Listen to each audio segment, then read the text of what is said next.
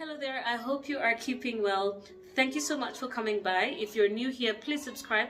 I'm all about providing information about investment, about growing your personal brand, about investing in real estate, starting out in investments if you haven't already done that, and so much more. Please remember to subscribe if you haven't already, because this is the one place that you'll come to for growth. And please share the link with somebody who might also benefit from the information. So today I'm really excited about what I want to talk about, and it is things that I wish I knew before I started my business. And the thing is, usually you start a business on a hunch, on passion, on the opportunity that presents itself, but there's so much that I wish I knew before I started my business. So if you have your own business that's already running, please feel free to also share in the link in the comment section so we can all educate each other. If you haven't or are thinking of starting a business, please pay attention to these things. First of all, I'd like to say a big thank you to Skillshare for partnering with me on this video. Skillshare, oh my god, is the most amazing platform you'll ever see. If you're looking for anything, including how to build your brand, how to shoot great videos for Instagram, how to create great videos for YouTube, there is so much. And guess what? I will share a link below, and depending on what you're looking for, there is so much that you can get from Skillshare. And there's a course I just saw recently, and based on conversations that I've been having with a group of young women specifically on my Facebook, is on being a personal assistant. And now is the best time. If you don't have a job, if you're very organized, you can be a personal assistant to somebody who may not even be in this country, and you get paid really well. You work from your home, or you work from, doesn't matter what country you are. So if you get onto Skillshare, you can actually find a course. Another one that I really liked as well, and I saw, is how to design, manufacture, and build a brand. And I'm seeing a lot of people now getting into the manufacturing space, whether it's foodstuffs or spices or skincare like I did. And there's actually a video that I shared a couple of months ago about 10 businesses you can start with under 10,000 shillings. That can really go well with this particular course. So this basically takes you through a step-by-step process on how to design, manufacture, and build a brand. And another one I really liked was how to build a business plan. When we start out a business, I'm sure 90% of the time we don't really start with a business plan. Yet right on there, for such an affordable price, you can get the 2-hour 10-page business plan that will teach you how to build a profitable business plan. Profitable business plan. So make sure you do that, because that's just under 2 hours and you already have your business plan. That is investing in your future. That's investing in an amazing things, because that's starting your business on the right footing will really take you a lot further than you could, because sometimes a business plan really guides us. Not sometimes, all the times. A business plan guides us on the dreams that we have, the vision, etc. Anyway, so let's get back to the things I wish I knew before starting a business. Number one, and the most important thing, is bookkeeping and accounting. So I think all the businesses I started, because I just started them on a hunch, I'm passionate about this, I see an opportunity, I'm like, I'm going to start. So the skincare business, Cara Botanicals, I wasn't really working with any corporate, so I didn't even need a bank per se in the beginning, because I was selling off the boot of my car or in my kitchen, or just taking stuff to people who have placed an order. So usually it was M-Pesa, and then I realized very quickly that it was very difficult to actually keep track of what you're selling, what you're not, are you making money or not. So the most important thing that I wish I knew was bookkeeping. Very simple bookkeeping. Now I know it. Now I know better. Everything will come up with a receipt, whether it's as an online receipt or a physical receipt. I will always, ask for invoices. I will pay based on an invoice. So bookkeeping and accounting is extremely important. And I've also found out that you can actually get somebody to do your accounting for under 10,000 shillings. So look around, ask. If you have a small business, invest in that, because even when you're looking for credit at a later point, or just trying to, get an investor, some equity, investment or venture capital, or just an investor, they will need to see that your books make sense. So make sure to do that. Another important thing is that I wish I knew was how to price my products correctly. So basically what many people do, you get a product, let's say you get it for 200 shillings, you'll say I will sell it at 300. But have you really factored in everything that go into the product? So I learned a little later than I should have that I needed to know the price of everything that goes into one product. And that applies the same for service as well. But for a product, let's say shea butter, which Kiara Botanicals, my company, produces, we have a container which costs X amount. You have one label, the price of one label costs, anything between 5 and 6 shillings to 13 shillings, depending on where you're printing it. The price of transporting your raw material from the, your seller to your premises. The price of, all these things that must factor into the final price.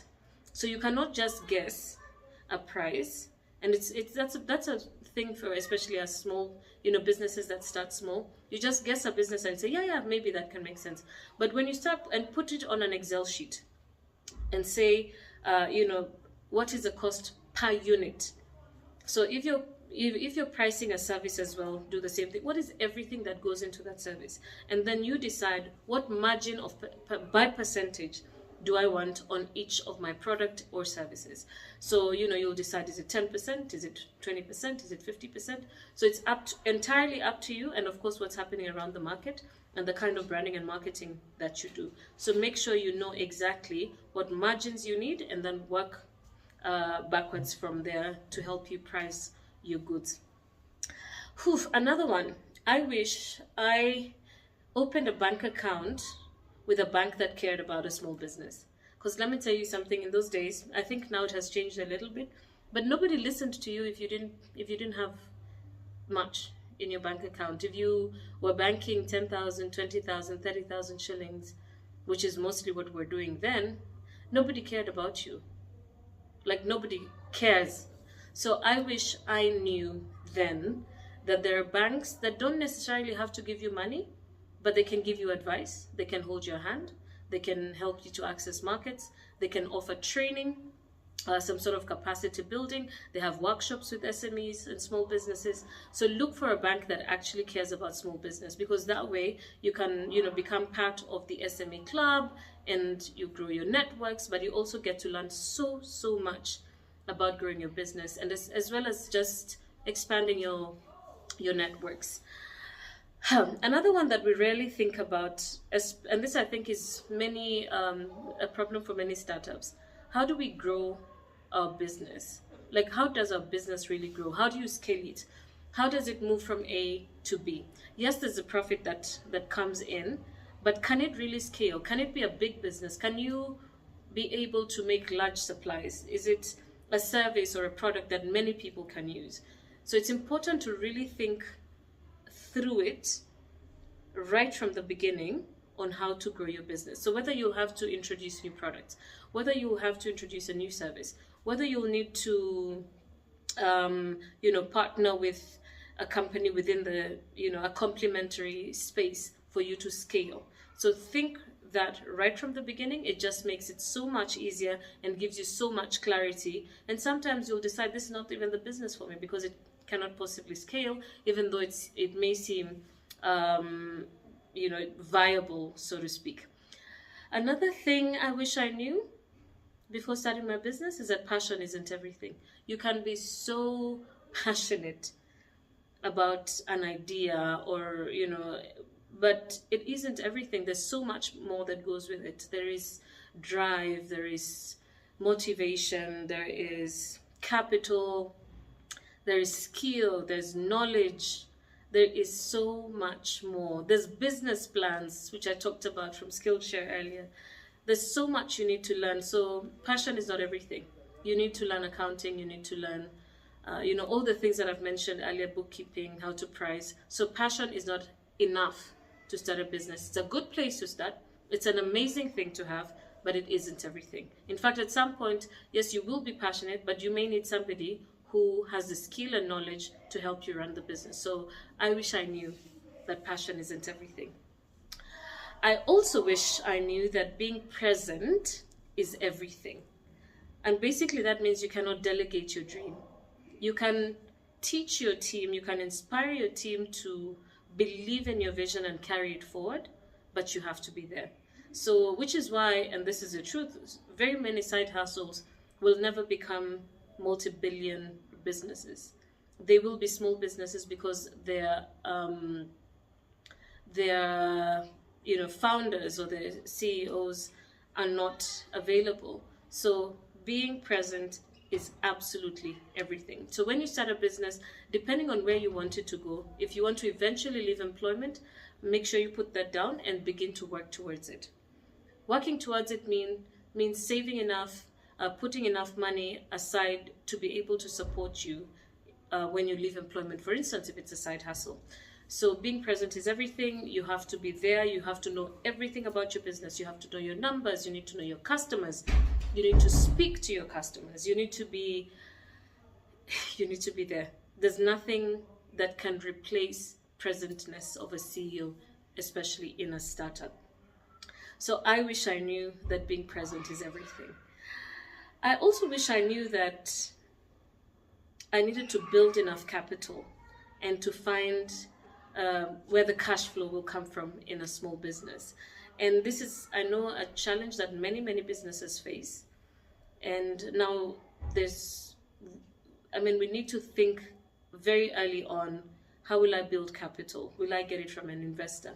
And if you think you're going to get it from an investor, that means you need to start cleaning up your business early. If you think your business capital is going to come from within the business, that means sales or whatever revenue you're making, that's great, but you need to write that down so that you know how aggressive you need to be with your sales. So capital and cash flow makes the business run. If you have no cash flow, you basically have no business. So I wish I knew then that I really needed to think of where the cash flow is going to be, because sometimes your cash is held by your customers and your clients. You want to sell something, you sell it to them, but they pay you, let's say, after 60 days or after 45 days. That means they've held your cash. You have no cash flow. You may not be able to produce. So a lot of forecasting, a lot of planning ahead of time, and knowing that cash is king. Cash in hand is king. It doesn't matter how much you have with your clients and with your customers. If you don't have it, then your business basically comes to a standstill. So basically that's it for today. Those are things I wish I knew before starting a business. I'm waiting to hear from you as well. If you already have a business, what are some of the things that you wish you knew before you started? And if you are starting a business, I hope this really helps you. And once again, thank you so much for stopping by. Thank you for those of you who have already subscribed to this channel. And if you haven't, please do, and hit the notification button as well so you don't get to miss out on more content. Thank you so much, and God bless.